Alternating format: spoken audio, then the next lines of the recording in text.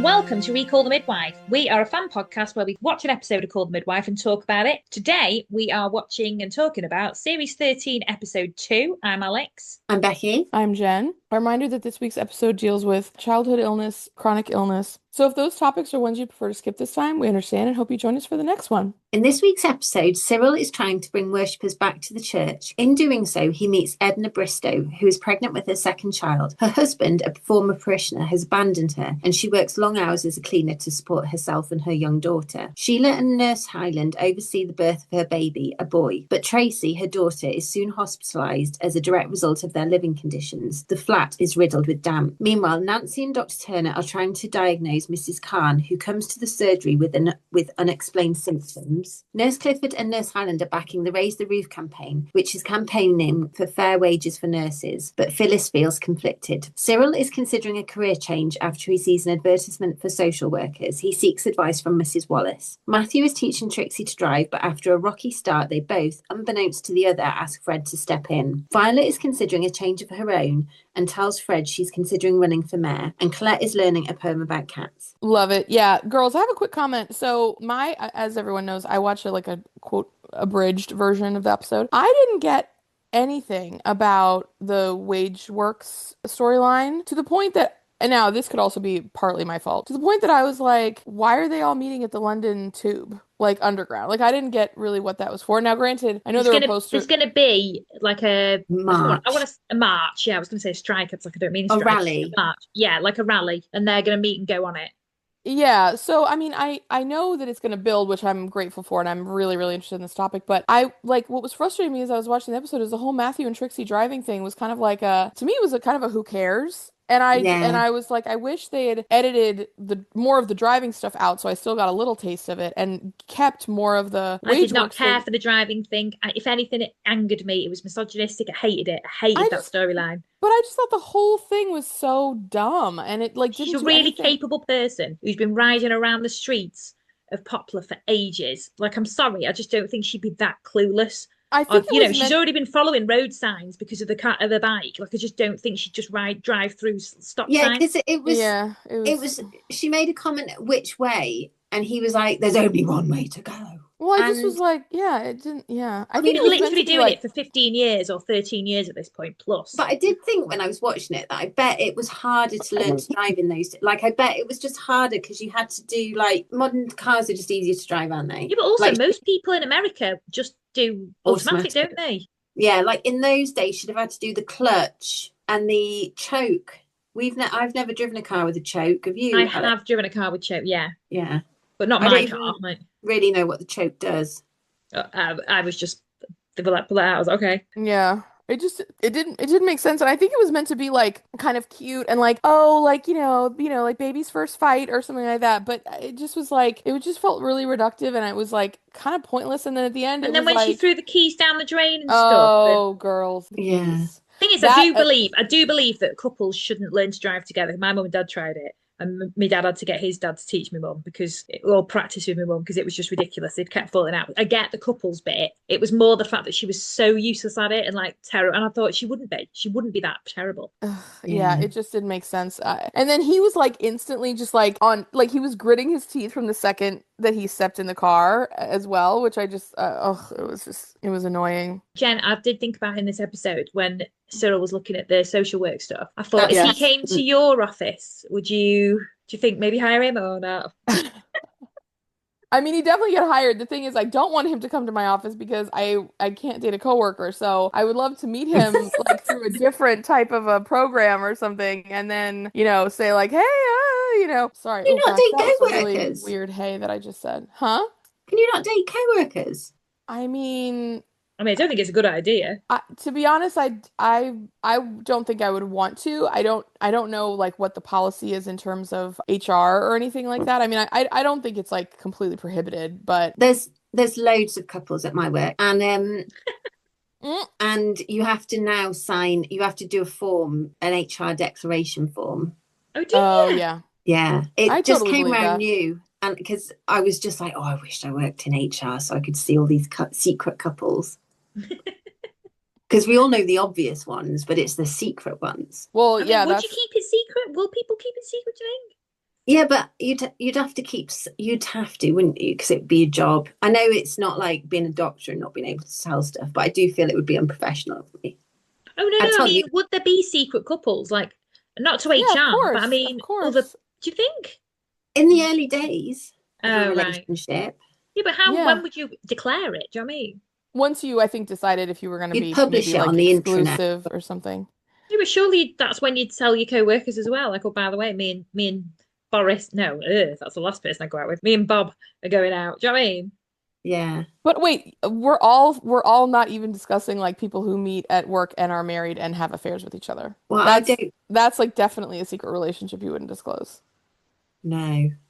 I mean, I don't know anyone. I don't know of any worker. Oh, I'm not making a comment about it in terms of anything like in our personal lives or anybody that we know or like whether it's good or bad or not. I'm just saying like I've definitely heard of that and that would be definitely one reason to keep things but I secret. don't think if you were having a secret affair, I don't think you'd go so far as to declare it to HR, would you? Oh No, no, that's my you point. well that's the thing is that if you because weren't we saying like what about secret relationships? Why wouldn't you just say? But I'm like if you don't want people to know. Okay, remember over the summer at the Coldplay concert when there was that executive Yes. at like the company that they were at the Coldplay concert and then Chris Martin called them out and like that to me like no one knew about. I mean I think probably people did know about it because they were obviously at a work event and doing that with each other. But anyways, If I It's started awkward. dating a coworker, I wouldn't publicize it. I keep it on the down low. I definitely wouldn't. I'm married.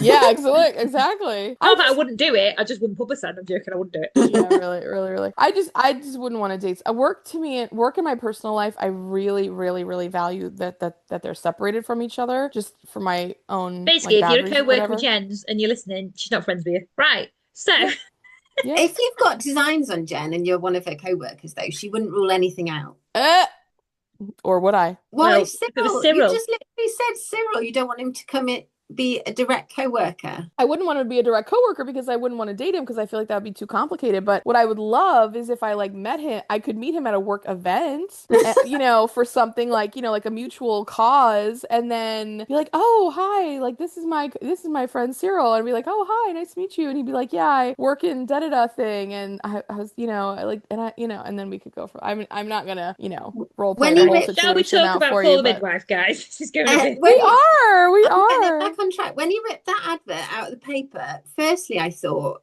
he's ripped that out so neatly. Yeah. Yeah. But then I thought, I Skill. bet it was better quality paper in those days. Uh-huh. Uh-huh.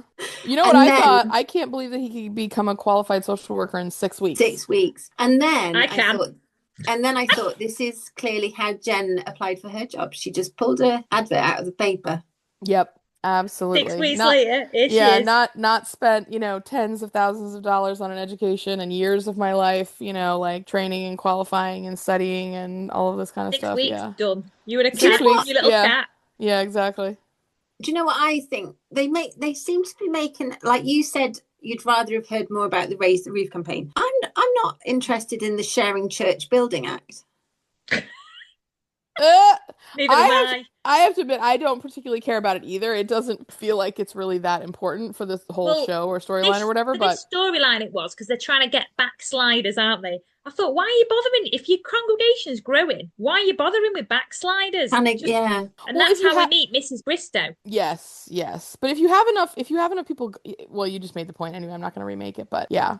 Yeah. Although, wait, I just have a quick word to say about the 6 weeks thing because like lol or whatever. Yeah, we are Social work, joking. We obviously know it was a lot, hell and of a lot longer. I know, but I'll just say this, like for 7. anyone who doesn't know, although I do think we have a lot of people in the helping professions who listen to this podcast, but the thing is, social working, social service in its kind of modern day form is really not that old of a profession. Now, you could argue about historical references, but it's fairly new, and for a long time it wasn't professionalized, which I think is kind of where Cyril is coming into it when that kind of like time, like while it's being recognized as a real need and like a real thing, but it hasn't yet kind of like built up to be one of those like credentialed kind of professional things that it has then evolved into. So I mean, like even though I like lol that I'm saying about 6 weeks, like it does make sense that it would be like in at this time like a much shorter qualification, and I won't bore everyone to death with like more about that, Yeah, but but also, if you think the way Phyllis speaks about nursing, it's kind of less professional to her then as well. She's like, it's a vocation. It's not like, I just thought that was a strange point of view by her.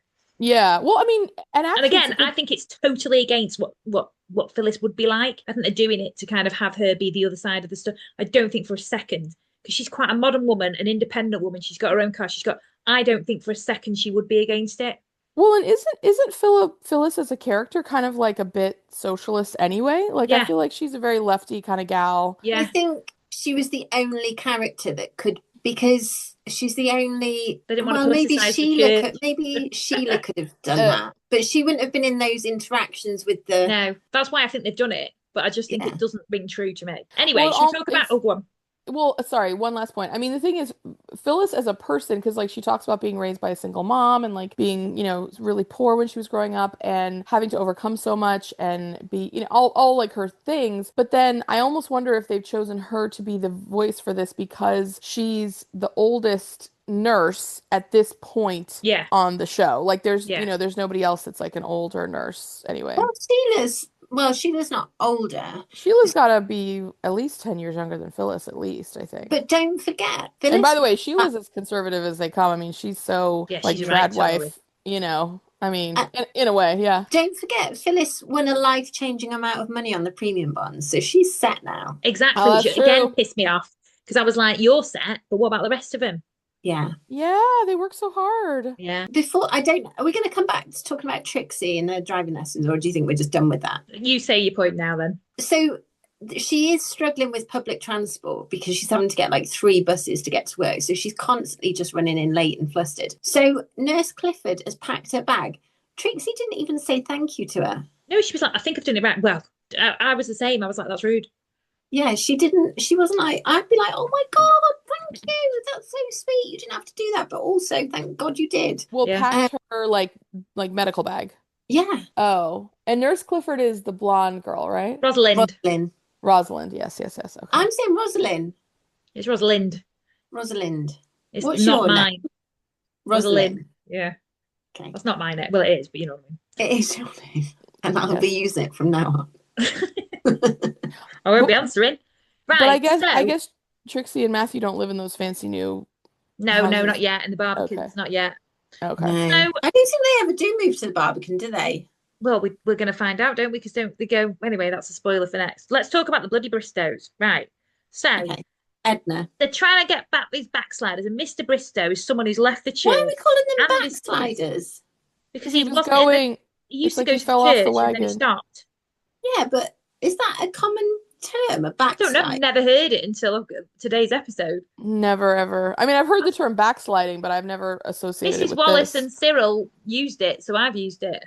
Yeah. So he's left the church and his kids and moved in with some floozy from Nottingham. Now, Yeah. Cyril was so cute offering help. I can guess kind of why Edna Bristow was like, F off.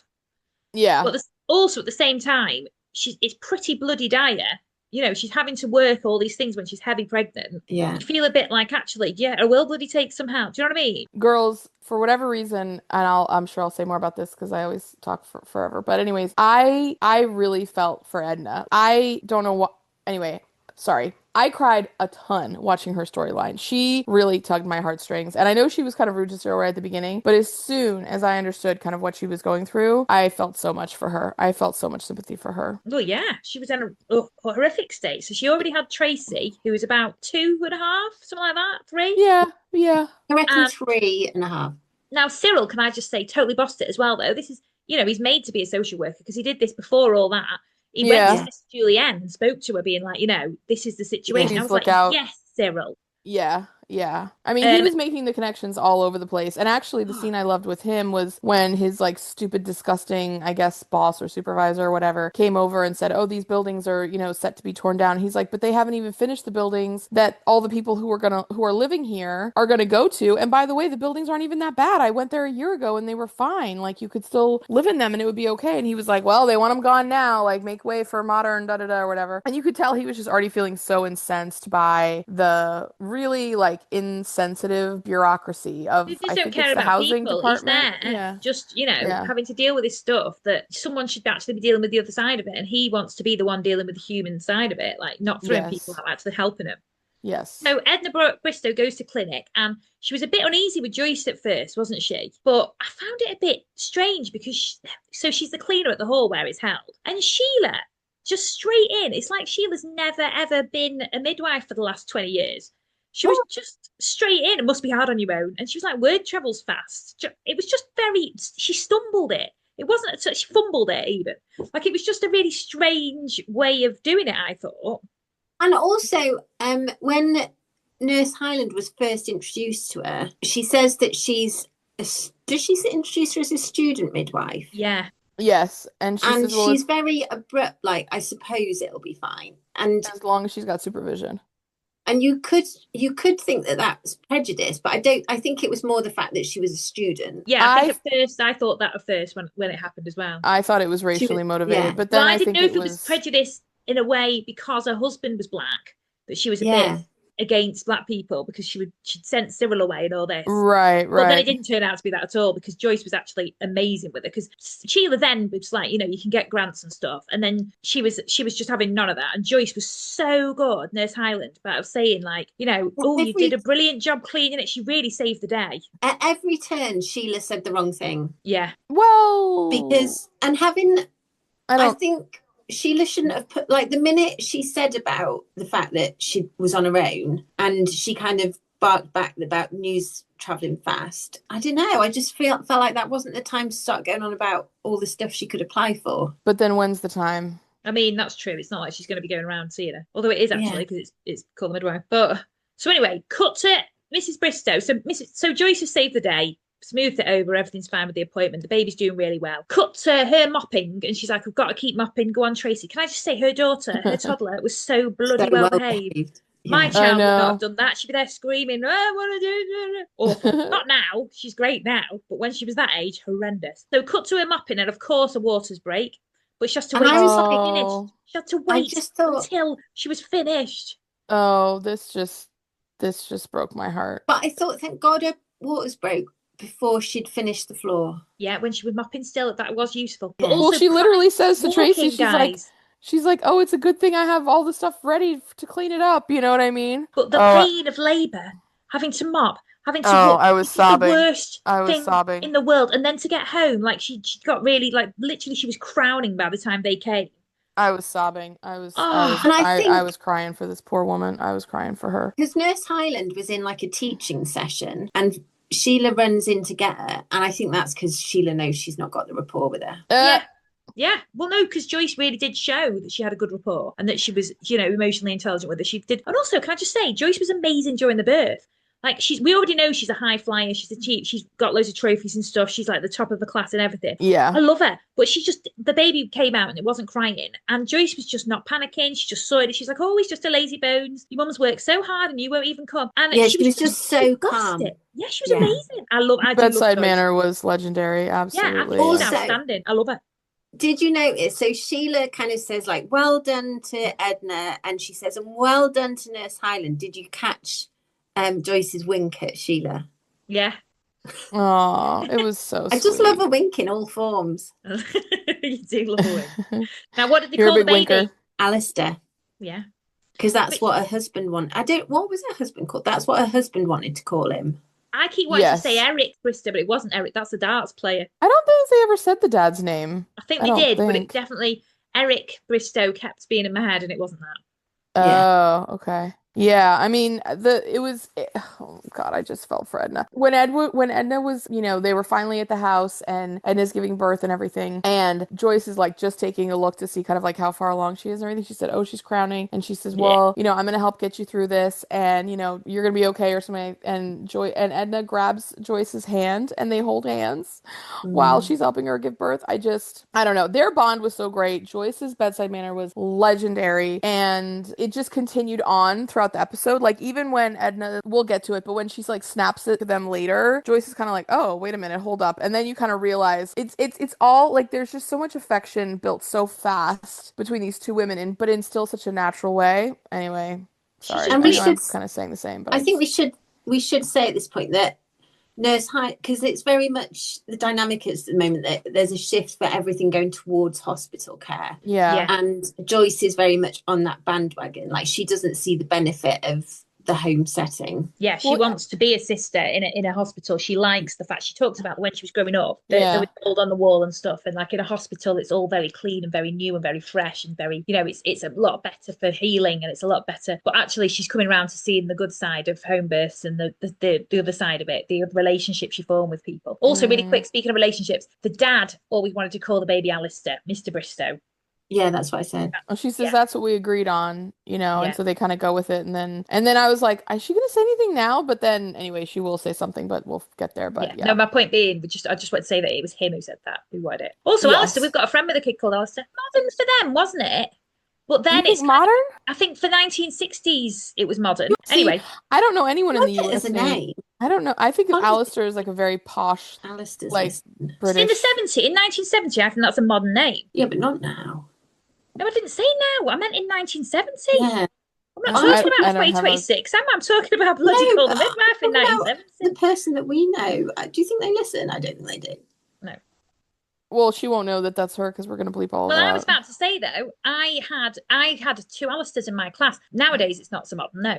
Although there is one in my daughter's class actually as well. And what do they shorten that to? Ali? Just gets called Alistair. The boys in my class growing up were Allies. It doesn't really lend itself to a great nickname. Oh, I get called Ali as a nickname. Duh. Well, Alistair, like you could Stir, go yeah. Alice. Come on, You Stir. could go Alice. Sturry. I apologize My in friend's got a advance kid for my called coughing. Alessandra, and her friends called her Sandra, and she was dead annoyed. That's actually hilarious. Oh, wait, you guys, speaking of, this is when you said Alessandra, it made me think, but it's not the same person. But I was grocery shopping before we started earlier today, and I was in the grocery store and I was reading People magazine, and I've recently become like a little bit, I've had this thought because I mean, Did you buy it then? Or you were Huh? just reading it in the shop? Was I what? Did you buy it or were you just reading it in the shop? I was reading it as I was waiting for the man to check out my groceries. I love them. I love a supermarket read of a magazine. Oh yeah, just that like little snap through, just get like all the little gossipy bits. And I don't know what this says about anything or like whatever, but Giselle Bundchen is now remarried to like her jujitsu teacher. Have you heard this? He's very good looking. Like they had a photo of him. It was like, wow, he's very good looking. I mean, no doubt she's Giselle, but she's 44, 45, and she just had a baby with him. Yeah. And why did I think of it? I don't know what the baby's name is. Oh, Valente. And she's got two other kids, 16 and 13, that were Tom Brady's kids, but now she's had this new baby with this new man. And not named Alistair or whatever, but for some reason it just made me think of it. And I was like, and it just was very noteworthy to me that a woman who was in her mid 40s was having a brand new baby and nobody really batted an eyelash about it. Like it used to be a bigger thing, but now I just think it's just happening. I'm not trying to make a broader statement, but anyways. I think his surname's Valente. Oh, really? Yeah. Oh, I thought Tom his first name Brady was really Valente. messed up there, didn't he? Because he basically Oh yeah, blew it. he should have just retired. He was so close to retirement. He's an idiot. He's an idiot. Yeah. I mean, he didn't know what he had when he had it. I'm not a big Giselle. I don't have a strong feeling about Giselle, but like that was ridiculous. That was absolutely ridiculous. I don't know what he thought he was doing. Oh, it says anyway. It's got a middle name, River. Oh. First name's not publicly shared. Oh. So she's got Benjamin and Vivian. Mm-hmm. And then River's the middle name of. I will say this. I just can't imagine having kids being really far. I mean, now granted, people do it all the time. It's not like it's a good or it's not that it's a bad thing. But I just can't imagine going through all of the baby, like toddler, like little kid phases and then getting to having like kids that are older, like school age 6 to 10 to 12 to 15, whatever, and then just starting the clock again at a baby, like an infant baby. Now, granted, Giselle has all the help in the world, Well, a but few like parents in my Bob's year have done that. Got newborns and stuff, like 7 years, 8 years later. Yeah, and well, actually, a guy we know here, he came and did some work on the house. He was telling us his wife wanted to have a third baby, so they were having a third baby, and his kids are like, I want to say like 7 and 9, or and I was just like, wow. I'm like, you're gonna start from an infant again. I think a lot of people do it, to be honest, because you get baby fever and stuff. I know, but like. Babies are amazing. Like they're so beautiful. Like when I looked at little Alistair when he was born, luscious baby, right? Yeah. But they're so sweet and like they're just so cuddly and it's amazing. Like nothing better, right? But at the same time, they are just it's so much work. It is so hard. It's just you're preaching to the converted. I'm not bloody doing it again. Yeah, I mean, I give people all the props in the world. I was just like, wow. So poor Edna Bristow done it again. She's just given birth, and basically we cut to, she's not taking assistance, blah, blah, blah. We cut to Tracy sleeping in her room, right? And there's mold, and not just mold, like horrendous black mold everywhere. Oh, it's horrible. Now, Sister Veronica was so lovely because basically she's been scrubbing it head to toe, because she's obviously a cleaner anyway. She keeps the place lovely, but she's been scrubbing it and painting it and all this because the council just told her to paint over it. Yeah. And Sister Veronica was really lovely with Edna. She needs a bit of domestos in the water. But I mean, she does, but at the same time, she's probably doing that, Bex. It's just so bad. There's a leak coming through that's just spawning it everywhere. Well, but also like the thing is like you cannot remediate black mold yourself. The work that you have to do to get black mold out of a space once it's infected, basically make it so that it's not coming in.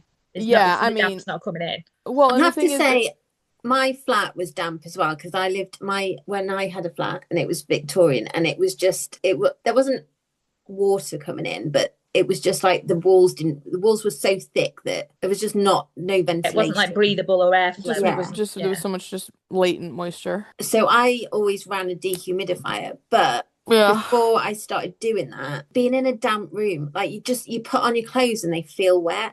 It's awful. Well, also, and even worse, black mold. Poor Tracy had a horrendous. This is a very flippant comment because it was a horrendous situation. And I was going to say, you still hear stories of this on the news where people are in council accommodation and they still have these issues. Wait, what's your flippant comment though? Well, why didn't she put the bed on an internal wall? That's what I thought as well. Girls, it wasn't going to make a difference. That is a small room. It's not, even if the bed was on the other side of the wall, it ain't gonna. If that was my I'd have put the bloody bed in another room, completely like the lounge, rather than having black mold on it. Well, the thing is, once she gives birth, Sheila says they come over and visit, and they're like, "Oh, Tracy's not feeling good. Let me settle her in her room." And Edna's like, "No, she's fine on the settee. Like, don't put her in there." And she knows, she like clearly knows that the little girl is not supposed to go in there, but like she doesn't really have a choice. Like, there's nowhere else. Tracy could go. Like that. Her sleeping in a different area of the flat was never going to solve the problem. That's the flippant comment right there. It's clearly, but I would have put her in I would have moved the bed away from that corner. Yeah, I mean, girls. Either way, it needed to be dealt with. The point that she didn't. The point of the story is that she had advocated on every level for her family, and she was getting absolutely nowhere, and she was and we're 100% crazy behind that.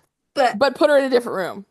Girls. No, I'd have put the bed. I wouldn't have put. You've got a warm bed on an external wall. Okay. It's not helping the situation. Get it on an internal wall. Okay. Anyway, but the point is that she was trying everything she could and she was getting nowhere. And then Tracy was hospitalized really poorly. Wheezy bronchitis. She was critically ill. Wasn't she hospitalized when Veronica came over and said you have to call 911 right now? Yeah. So health visitor came. She goes to by the way, she's got a brand newborn with her at a hospital as well. She's got so much to deal with, no sleep. It's just absolutely horrendous. Then she gets bloody mastitis. So they agree that they're going to take Alistair to the maternity home for a few days to help, right? And then Edna has horrendous mastitis, gets really poorly herself. So they end up admitting Edna. Now, she doesn't want that because all she wants to do is go to see Tracy. But she's torn between two kids because obviously the dad's bloody left. The way I felt for this woman, it was horrendous. I felt so bad for her. She had 1,000 things on her plate and she couldn't get any. I mean, she was just gonna not catch a break. You know what I really liked though? When she said, it's when someone said when I think it was Sheila was like, it isn't a perfect world. And she's like, you're right, it's not a perfect world. It's a filthy, stinking, mold infested world. And I thought, do you know what, mate? You're right. Absolutely it is. Honestly, yeah. I deeply related to that comment as well. I was like, yeah, the world is garbage. Now, somewhere where Sheila was brilliant for her was when she went absolutely mental at the housing office for her. Oh my God. Advocated. She made up for it. That man deserved to be absolutely roasted. And when I tell you, he came out crispy after she was done. Like, I was so glad that she went absolutely all the way off. And you know what? Sister Veronica is another one who was an absolute legend in this episode. Legend, because the way, we won't find out until the end, but the way that her pathological lying, like, does so much good in this is just absolutely amazing. Like, I know we'll get there, but, like, but also Sister Cyril. Veronica. Oh, Cyril. He was like talking about his report, and he was like, he said, like, my report will say it's not her fault because obviously they sent him round as the housing officer. I know, but disgusted. I know, but here's what's even better about it is that like he literally he knocks on the door and she's just like, "Oh, like why are you here?" Like you know that he's like, "No, I'm here for a different reason. Like I'm a housing inspector. Like I have to come in and like check your place out." And she's like, "Oh," she's like, "Well," she says something and he's like, "Oh," he's like, "Don't worry." He's like, I'm gonna make a report that this is not your fault." Like he even Yeah. had decided before he ever even walked in Yeah. that he knew what was going to be said about the home, and then he just basically was like putting together a whole report But to also, Jen, validate it. what else did he get her to do? He got her to fill in the bloody forms. Oh my God. Oh my God. Yes. And actually, this really broke my heart when she said, "Oh, but I don't want to take assistance from people who really need it." Yeah. Like Oh, you've got that, one daughter in hospital because of the mold. You've got a man newborn. Your husband's run off on you. You're having to clean yeah. while you're now, mate. You're the one who needs it, mate. Take it. Well, and what did he say to her when they were sitting there? She was like, "Well, but I wish I could remember the conversation better, but he just gave her like such good advice and like practical, and it was, this is why this program exists. You are literally the exact kind of person that we should get this benefit, and just go ahead and do it. This is for your family. You're not being selfish." And then and then he says, "We found other apartments both on your left and your right and up and down that are also having the same problem. Not as bad as you, but they're also being affected." And and so it just went to show like how endemic the problem was in the building, despite it being, pardon me, relatively new 100%. And they were architecture. just, Yeah. before Cyril went around, they were just absolutely fobbing Yeah. her off. Yeah, absolutely. It was And I him that, think there is a point where I think it's when she gets admitted to the maternity home with the mastitis. And I don't know if it's after she's admitted. I think they're talking about it. No, I think it is when they admit her. And she says that she's torn about between Tracy and Alistair. But she said, I think it's Sheila that says to her, "In a perfect world, we'd be looking after you both at home." I thought, in a perfect world, Tracy wouldn't have got wheezy bronchitis and be critically ill from a damp flat. Yeah. But if she did have that from a completely unrelated, I don't know. I don't know why she would have. But anyway, a hospital is absolutely the right place for Tracy. Well, yeah. In a perfect world, you'd be looking after Edna and Alistair at home, but not bloody Tracy. Tracy should be in hospital. well, but also in a perfect world, her husband would have been actually nice and like loved her and the children and like not And not run be off with some to floozy in Nottingham. Yeah. Nottingham. Yeah. Also, when we were talking about Cyril coming round to inspect the flat and nurse, I can't get used to calling them Rosalind and Joyce yet. I feel like we're too early into knowing them. I have to they're go. going to be. We know they're still in it, so it's Joyce and Rosalind to get used to it. Well, Rosalind wasn't even in it this much this week. Well, Nurse Clifford and Nurse Highland come round to the flat. What was their reason for coming round to the flat? We're getting rid of the mattress and stuff and getting it all. Oh, yeah. So they are then talking to Cyril. Oh? And is this a deleted scene for you? No. I saw them talking to Cyril. Yeah. Yeah. So Rosalind does this whole quote about Mother Nature and blah, blah, blah. Rachel Carson, The Silent Spring. Yes. I was like, Oh. here we go. Jen's educated, so she knows. We're also educated, but carry on. Yeah. We're educated in different ways. Not a competition. I mean, I am obviously way smarter, but it's not a competition. And I But then- value. Are you putting this champion? No, carry on. But then Joyce says, or as I don't know, her grandmother would say, "Is it the pig that makes the sty or the sty that makes the pig?" And I thought it was the most inappropriate quote. It really was. But it was the way she was like saying that to Cyril and Rosalind, who are the most loveliest people in the world, so no one said anything. But I would have been like, bloody hell, mate.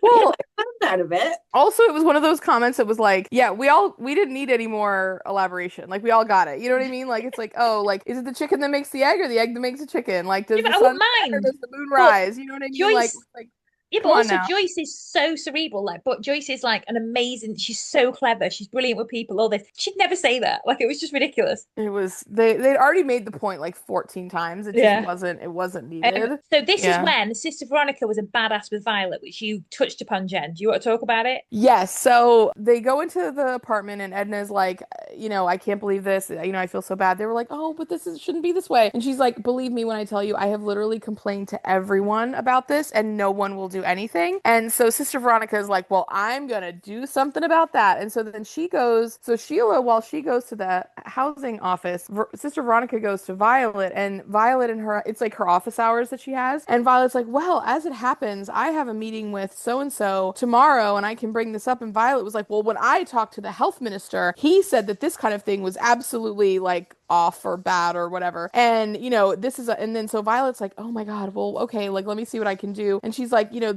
you were supposed to be fighting for our people. Like, this is our people. Like, you know, you can't stand behind, da da da. And I mean, she really kind of like, not shames Violet, but like really like pushes her to do it. And I can't remember who. It's quite a shame, to be honest, but It was shamey. You know what it reminded me of is when Sister Frances went to Violet and said about, I can't remember what she was advocating for, but she said something to oh, it was the rat. It was the similar thing. It was when they delivered the baby and they were back in her house and there was like a dead rat on the draining board or whatever, and Sister Frances was like absolutely like losing her ever loving mind. And so Violet was like, oh my God, oh my God. So then Violet goes and does her magic, like she works with the counselor, whatever her strings she can pull, and then cut to Edna at her apartment with a guy there, like very nice man, like who I think is gonna, you know, be single and then like fall in love with her, and then they're gonna be happy together. But he's like putting paint on the wall, and then cut to Veronica at Violet's shop,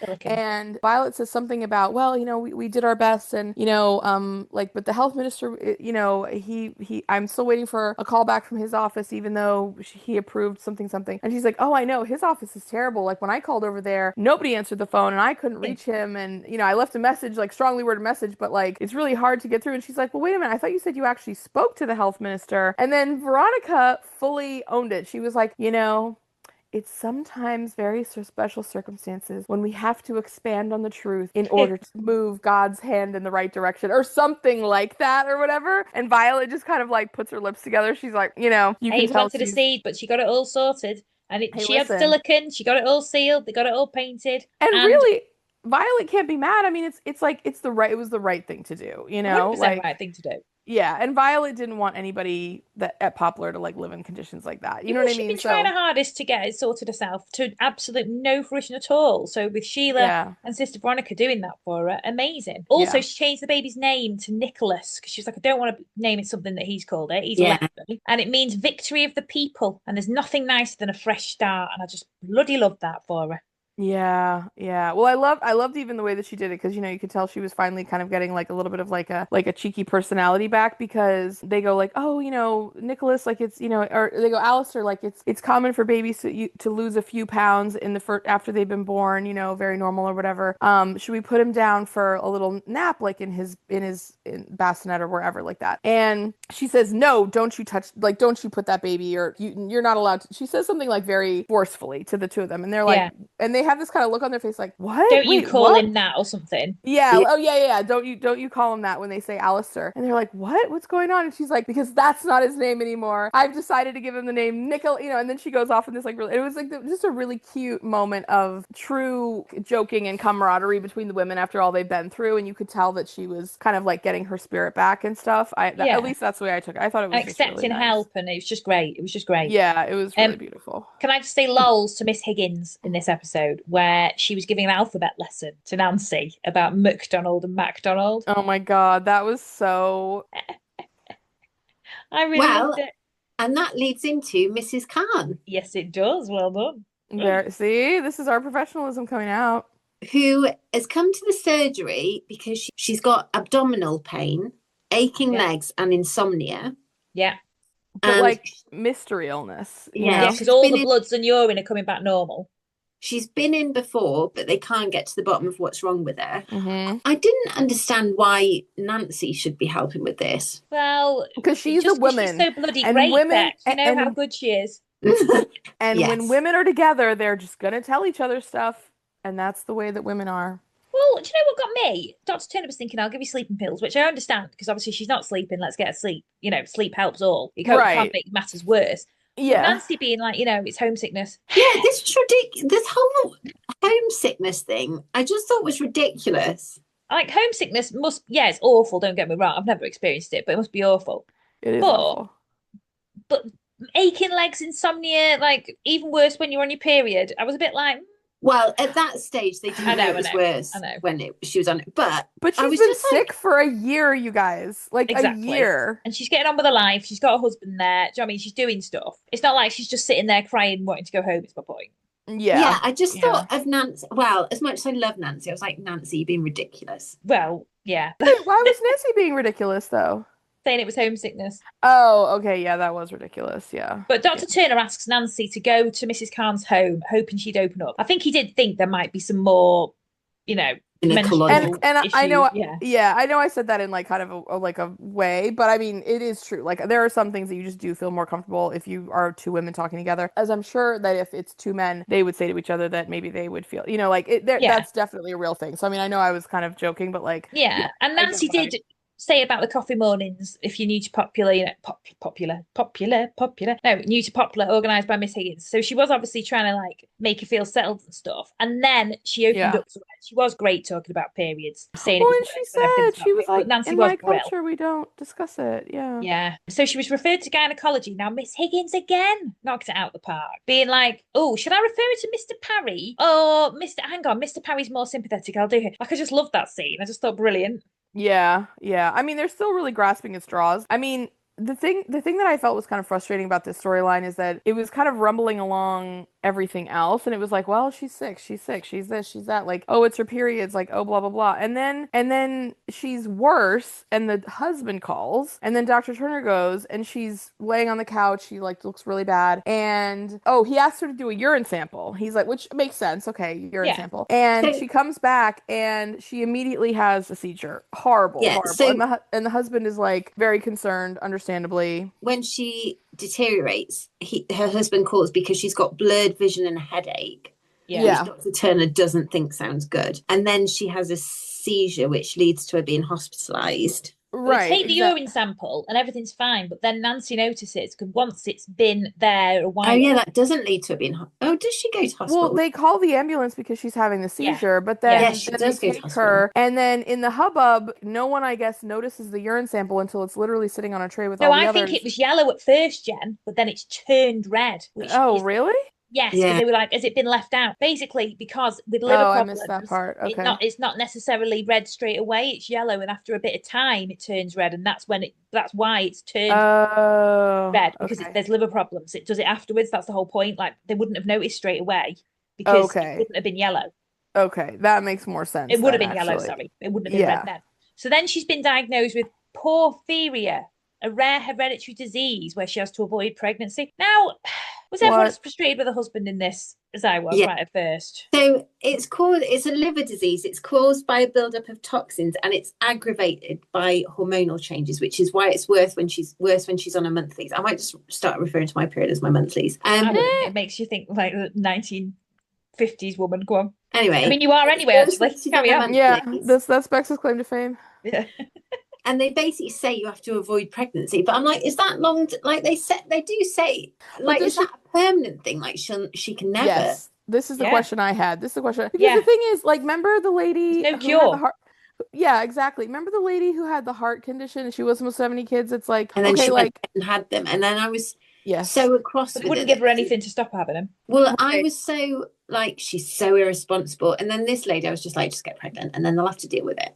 But I was so, oh, that's not the right thing to do. No. Well, I don't think it's the right thing to do, probably, but at the same time, it just kind of was like it felt a little bit light. Not light. It felt a little bit kind of like, oh, but and there are symptoms and there are things that make it worse. This thing, Like this glossed thing. over, Also, like like not also given the gravitas it pregnancy. deserved. Also, Yeah. yeah, it did like it wasn't a real conversation about the implications of having a family and like what that could do for her health. It was just kind of like, well, here's just like a laundry list of things that could be That's affected, the and it's way a like, drip of a husband was just like everybody has children. To marry is to want children. Well, it's not actually, mate. You're not marrying a child. That sounded well, weird.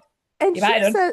she says something really wise. She's like, to marry is to agree to greet whatever happens in the Yeah, future, or something She like that, was which was like very wise, I thought. she was wise. I loved her. I loved And her. the husband did just go to pieces. I did. He wanted to talk to their families because the other thing is, Oh, that set me. I was like, honey, don't you dare call anybody's mom. I don't want no well, no, but parents in part of this. me was like, they haven't got that network. Like she's been talking to Nancy. She's got Nancy to confide in. Has he got somebody that he can confide in about this? I mean, His probably not. wife, a Well, yeah, his friend, wife, somebody. but he can't talk Do you to know what his. he needs? He needs a Bobby Delmore in his life. Come round. Yeah. make light of the Take him situation, to wear the a big pub. coat. Yeah. But in a way, like I almost took what he was saying. Now I could be maybe not right about this, but I almost took what he was saying as being like, oh, like maybe like if we tell our parents that they're gonna think that we should not be married anymore, and then Yeah, I I get did. Yeah. like, and he's Or gonna take another do wife or yes, persuade like her to he's actually have a baby. That's what I thought. I like did he's think gonna he was do like looking what for a that way out. guy with who went and got the 16-year-old pregnant back in Yeah. India when remember him and the wife like Yeah. were running like a Yeah. clothing shop. Yeah, I was like, She's just yeah, been on Strictly. who? Yes. The wife who was the older wife who had her cousin that came that was like 16. She was Oh. just on Strictly. Balvinda. She was brilliant.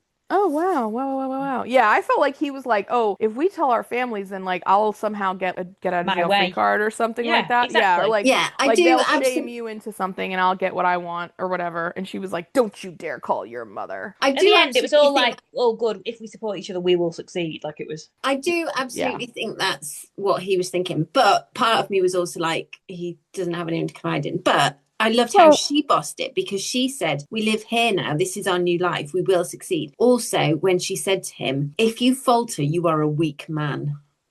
I know, I know. I will say too, like even though I just was like hard on him, I do think that it's worth saying that culturally it probably made 100% very good sense for him to be like, we need to consult our families. Like, Not I even mean, so that, we not all even get culture. that part Every of it. culture, like it is a big thing being told you're not going to be a parent, and Yeah. it's he's allowed to feel the way about it. Like we are being glib about it, but it's not easy for either of them. Let's be honest. Right. Um, I just think she wanted to process it in her own way, and he just immediately jumped to like, let's tell families, and she was like, well, hold on, like, and actually, she even said something to that. She was like, she's like, what? So we're gonna tell them so that they're gonna be like the gossip that goes around, and everyone's like twittering about us like around the blocks and stuff like that. She was like, no, I don't want that, you know. So, but to be fair as well on him there, like it's your family. It's not just anyone. I know, but it is the family, but at the same time, in a culture like that, or in a neighborhood like that, you kind of got the sense that it wouldn't. Her fear was that it wasn't just going to be the family; it was going to be something that other people would then know, and then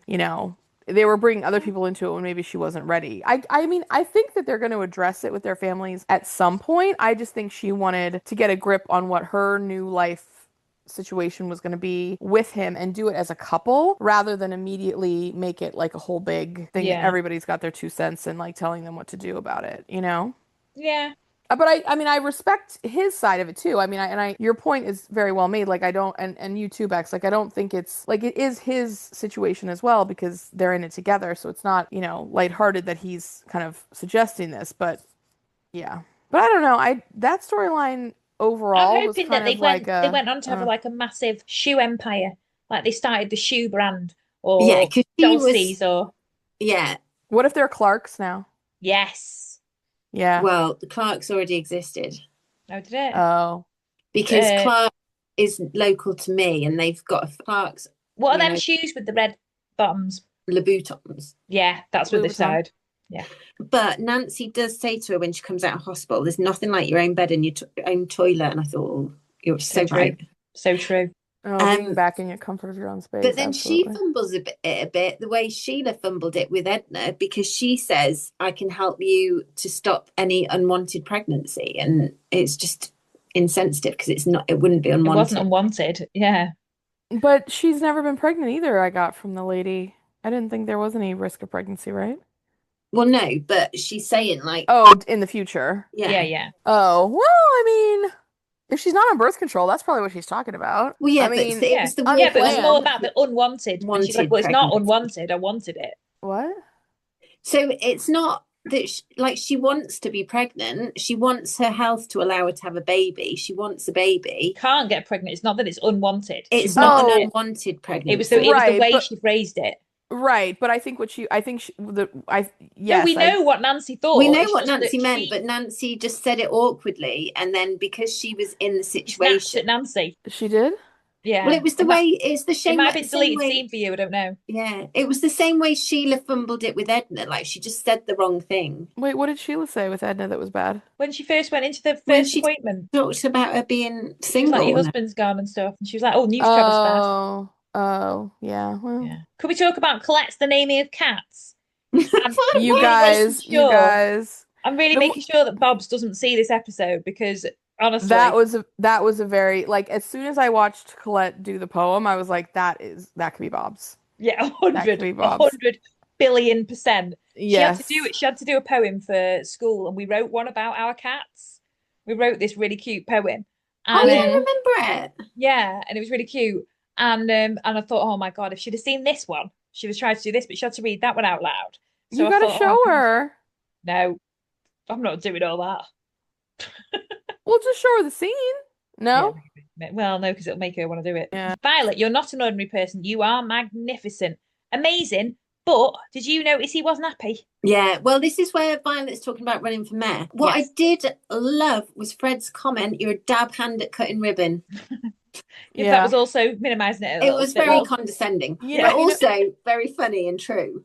yeah. You know what it's like? It's like if it's like when someone says like, "Oh, did you like it?" and you're like, "No, I didn't like it." And they're like, "Oh." And then you're like, "I loved it." You know what I mean? It was like that's when the ordinary person comment to me was like that cuz the thing is Fred already not to try to like be saying Fred not so critical of Fred because Fred was like awesome in this episode, but he already blast Violet about running for office when she first Yeah. wanted to join the council. So like he's not really been historically like a super supportive. Like when she says to him like I really want you to support me in this, will you support me? And he was like yes I will obviously, but it's like well not obviously because you've not obviously been supportive in the past automatically. You know what I mean?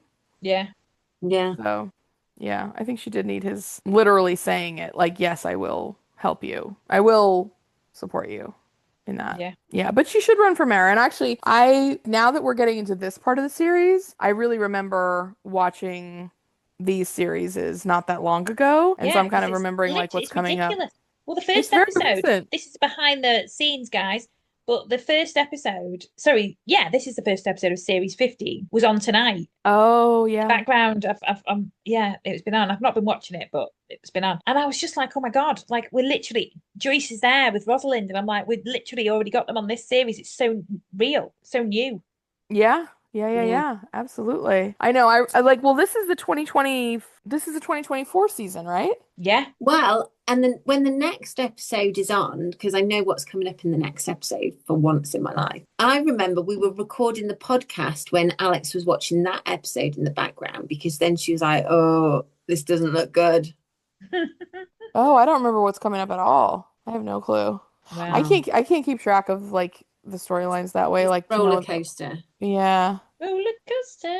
You mean it's gonna be a roller coaster, or there's literally a roller coaster in the No, show? it's going to be a roller coaster. Okay. Yeah. I will say this episode was okay. Sorry. It just wasn't great for me. Besides Edna, I was kind of like, what are we doing with a lot of this? It all Yeah, just felt so random. You know what I mean? Like even Colette's poem, cute, but okay. And who cares? Like, do you remember the scene where they were playing Tiddlywinks? Why? Sometimes I'm a bit like, we've got so much to fit in. We don't need Colette's poem. Why was Yeah. Colette? Colette was then dressed as a cat to present it. No one else in that class was dressed as anything. Yes, Bex. Why? Why was no other child in costume? It didn't make any sense. I mean, she's the main character of the room. Do you know what I mean? I know, but still. It was just odd. I just felt like sometimes they try to jam pack so many things into an episode and it's like you barely feel like you can catch your breath from one to the next. And then this one I just was like, okay. Well, okay. I mean, I don't know. They also did like a lot in this episode, but none of it felt as deep as some of it usually does, you know? I mean, even the conversation that Cyril has with Mrs. Wallace, he ends up talking to her, I think, as much about the church placement as he does about his social work thing. Well, do you know what? I like the scene where Cyril went to Mrs. Wallace for advice about becoming a social worker. She was like, God, it's going to happen. God's going to make it happen. Yeah, she's like his surrogate mom. Yeah, I just like thought the best way. Yeah. He's got his own, the whole it takes a village, and he's like got his own village. Yeah, he really he's does. a village for everyone else at the moment as well, because he's obviously doing loads of stuff where he's literally working through the night in the shelter. I was just gonna say that, like when he comes in his like casual outfit, and then Fred's he's looking after Nigel, guys. I was gonna say he's raising Nigel. It's not easy. I know. Well, or is Nigel raising him? Because that's what he says to Colette and Nancy when she's like, oh, you have a cat named Nigel. And he says, well, I think Nigel might view it the other way and everything. And then why does Colette, which was like, he's just like the cutest man ever, but why does Colette ask him for a donation? Like a donation to what? She's been, I don't know, I don't get why School? she's been I think she's sponsored for this poem thing. Oh, and then he was like, put me down for, A I don't shilling. know, whatever. Yeah. And then he's like, and then put Nigel down for a pilchard, which is so cute. But then he comes in and like, he's been working all night. Like Fred says to him, like, oh, you're getting in late. He's like, or early. And then he's like, well, how about never in at all? Because I literally was at the homeless shelter until now. And I'm going to go upstairs, have a cup of coffee, get dressed for work, and then go back out again. And Fred is like, oh, mate, and he's like, well, here's a paper like for your trouble or whatever. And it's just like, this man, I mean, I know he's not doing that 7 days a week, but still, the fact that he's doing it at all, I mean, yeah, don't get me started. Now, cut to, is it the Shining Tabernacle Church they're called? Yes. I think so. So they have now, because of the Sharing Building Act, they are now going to be using a church. I don't know the name of the church. They're going to be using it 2 times a month, and we get a lovely scene with the choir. And you have to think that choir was amazing. Yeah, and also I would think when you're singing like that, like the acoustics of being in a church is going to be so much better than being in a flat. Mm-hmm. Yeah. Mm-hmm. Just the infrastructure in there. I mean, they've got all the books, they've got the space for them to sit. It's just a whole different thing. Like everyone can really be like comfortable in that space in a way that they're probably going to struggle in, his apartment, even though it's a wonderful thing he does. But yeah, I think the church is like a great step for them. So Fred obviously then takes over Trixie's driving lessons. Well, both Trixie and Matthew ask Fred to teach her how to drive separately, and they think they've like pulled one over on each other kind of thing, which was, I don't know. I don't even want to comment. Honestly, I hated it that much. It was meant to be, again, it was meant to be like so cute and like stupid shoes for it, but that's the only thing she was guilty of. I just thought it was bloody stupid. Yeah, it just and then at the even the discovery, Fred is there and like I don't know, the whole thing just fell flat to me. I just didn't care about it. I didn't care about it at all. Now we spoke earlier about the Raise the Roof campaign. Yeah. So, but I've just got a couple of notes. So Phyllis's objection is that nursing is a calling and not a career. Yeah. And she thinks that if they are pushing for higher wages, it undermines the patient's trust. But I was like, that's not true, because it's also as if because also the stuff that doctors do. So yeah, and why would patients care how much the nurses get paid? Yeah, you need to be fairly compensated for your work. Like, it's hard, it's long hours, it's hard, it's distressing. If anything, it legitimizes your profession more to make it more of a profession. Yeah, absolutely. And I just think it shouldn't matter. Like, and the people who end up in those careers, like, it is more of a vocation for them than somebody that just, like me, ends up in an office job that they just fell into and then never left. So yeah, it is more of a vocation, but that doesn't mean that they shouldn't be properly rewarded for the work that they do. And I'm just like, no, Phyllis. But I just don't think Phyllis would say that either. So that's why I'm a bit like, yeah, it doesn't make sense. It doesn't make sense. And frankly, I don't know enough about British history to know, but I mean, in this phase in the United States, this was a real time of a lot of like civil unrest, civil rights, I don't want to say class warfare, but I mean, there was like a lot of discussion around what is society for. A lot of trade unionism happening at this time, Jen, in the UK. Yeah. And it's like, why can't nurses have the same conversation? And like, why can't they be, understood as the profession that they are? Like all the training. I mean, that's part of the thing too with social work as well, is that, an increase towards kind of professional standards and certification and all of that kind of stuff does, I mean, it's a very legitimizing effort that then creates a lot more opportunities for people. You know what I mean? Like all the qualifications mean that you can like validate getting paid more and like, earning, it's just, yeah, I don't think I'm going to sound very intelligent talking about it, even though I feel very strongly about it at the moment. But and I tell you what, no, this isn't about this subject, but talking about Mrs. Khan, who she mentions that she's university educated. And I just think she's university educated and she's come here and she's having to work on a market stall, and I'm just think like that just annoys me because that's what I mean though, she's gonna build her empire. Yeah. Girls, Did you think that there was anything, the way she said she's like, I went to university and my husband went to college. Did you Yeah. think that she was trying to say like she got either a better or more Yeah. education than her husband? Yeah, Yeah. she's 100% better than him. Oh, okay. Because see, in the US, those terms are kind of interchangeable. So I just, Yeah, college is the one below for us here. Yeah. okay. So that's okay. So I thought that she was trying to say something there, but I just wanted to make sure I wasn't. Yeah, she's calling her Fecko, basically. Yeah. Well, She knows that he's punching. Hey. Well, he is. Yeah. Oh, Yeah. did anyone notice the Miss Marple reference? Nancy was trying to get to the bottom of Mrs. Khan's condition. Yes. I Yes. love yes, a bit yes. of Miss Marple. Yeah. I couldn't believe Miss Higgins when she said that to Nancy about the alphabet. I was like, oh my God. I'm like there's a word I want to say, but I'm like, I obviously won't say it. But I just am like, Miss Higgins, sometimes you really walk the line on like what you say to other people. Although I will say it did provide a lot of camaraderie between Nancy and Mrs. Khan when she went to the home visit. So it was kind of a good thing that she did it ultimately. And also Nancy knows a bark's worse than a bite. She did say that, didn't she? Wait. Bark worse than a bite. That's what she said. Yeah.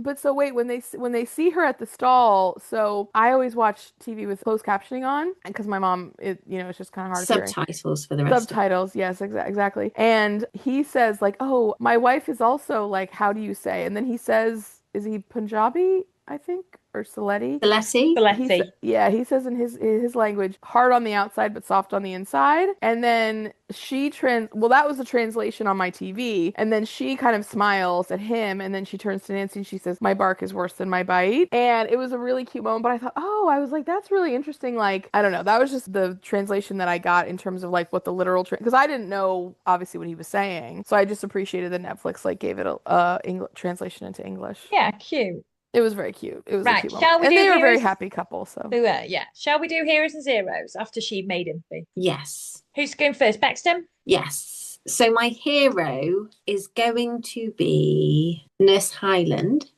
Nice. Oh. For the rapport she builds up with Edna. Yeah. And to make up for Sheila's shortcomings. Perfect. My zero is going to be the whole Trixie driving thing, that they made her look so incompetent. Yeah. Love that. A good one. Yeah. Mm-hmm. Yeah. Mm-hmm. Jen, you or me? You go first. My zero is going to be the housing officer who just basically completely says everything's fine and just didn't care at all. Him and the sister hate it. My hero was going to be Joyce Hyland. My hero is going to be Sister Veronica for lying, but just getting it done because I thought amazing. Little white lie. Okay, my zero will be the Trixie driving one. Oh, I just really didn't. Even watching it, I didn't like that. Phyllis's attitude. Okay, that's a good one. Well, Mr. Bristow is an obvious one there, guys. Oh, yeah. Oh my God. Yes. Well, this actually will tie into my hero then. So yes, I'll say Mr. Bristow. Yeah, the guy who dumped Edna, he sucks. And his kids. And just ran off with some lady in Nottingham. Now, granted, I'm not throwing shade at the lady because maybe she didn't know better. But yeah, Mr. Bristow is not a good guy, and he is ixnay on that one. But my hero, and I knew this in advance, and now I'm glad to say, is Edna, because she just really got me. Like,